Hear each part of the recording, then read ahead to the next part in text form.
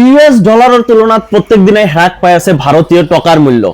আজিৰ দিনত 1 ইউএস ডলাৰৰ মূল্য হৈছে কৈ ভাৰতীয় প্ৰায় 90 টকা। তাৰ মানে আজি যদি কোনোবাই 1 ইউএস ডলাৰ কিনিব খোজে তেন্তে ভাৰতীয় টকা খৰচ কৰিব লাগিব 90 টকা। এটা সাধাৰণতে প্ৰশ্ন হৈছে যে এই ভাৰতীয় টকাৰ মূল্য হ্ৰাস পালে সাধাৰণ মানুহৰ ওপৰত কি ধৰণৰ প্ৰভাৱ পৰিব পাৰে? তেন্তে উত্তৰটো হৈছে এনেকুৱা ধৰণৰ, जिस प्रकार से डॉलर मजबूत होता जा रहा है, रुपया कमजोर होता जा रहा है, विश्व व्यापार में भारत टिक नहीं पाएगा। ভাৰতীয় অৰ্থ ব্যৱস্থাৰ ওপৰত ইয়াৰ প্ৰভাৱ পৰিব।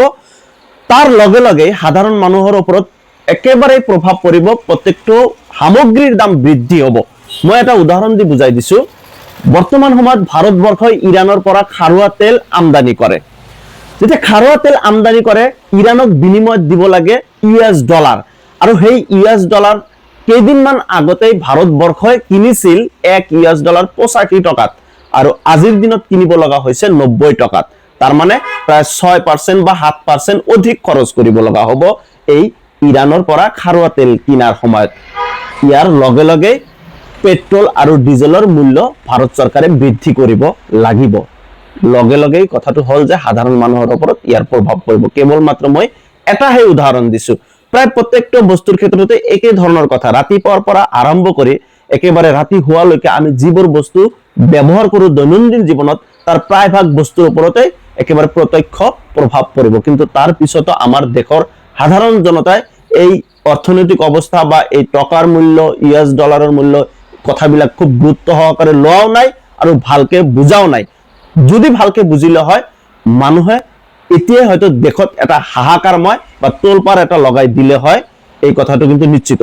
মই আৰু এটা কথা ক'ব লাগিব যে কেৱল মাত্ৰ ইউএস ডলাৰে নহয়, আৰু এটা তথ্য যদি চাই যে ভাৰতবৰ্ষৰ টকাৰ মূল্য বৰ্তমান সময়ত আফগানিস্তানৰ টকাৰ মূল্যতকৈও কমি গৈছে।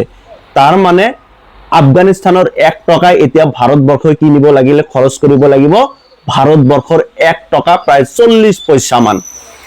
এতিয়া একেই কথা যেতিয়া 2014 চনত ইউপিএৰ মানে মনমোহন সিং ডাঙৰীয়াৰ চৰকাৰ চলি আছিল ভাৰতবৰ্ষত, তেতিয়া টকাৰ আৰু ডলাৰৰ মূল্য আছিল মানে 1 ডলাৰৰ মূল্য আছিল প্ৰায় ভাৰতীয় 60 টকাৰ ওচৰা ওচৰি। আৰু তেতিয়া আমাৰ বৰ্তমানৰ প্ৰধানমন্ত্ৰী নৰেন্দ্ৰ মোদী ডাঙৰীয়াই খুব চিঞৰি চিঞৰি কৈছে, ऐसे नहीं होता मित्रों, मैं शासन में बैठा हूं, मुझे मालूम है इस प्रकार से रुपया इतनी तेजी से गिर नहीं सकता।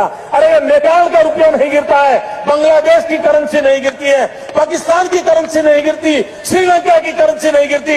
क्या कारण है हिंदुस्तान का रुपया पतला होता जा रहा है? ये जवाब देना पड़ेगा आपको इस हिसाब से।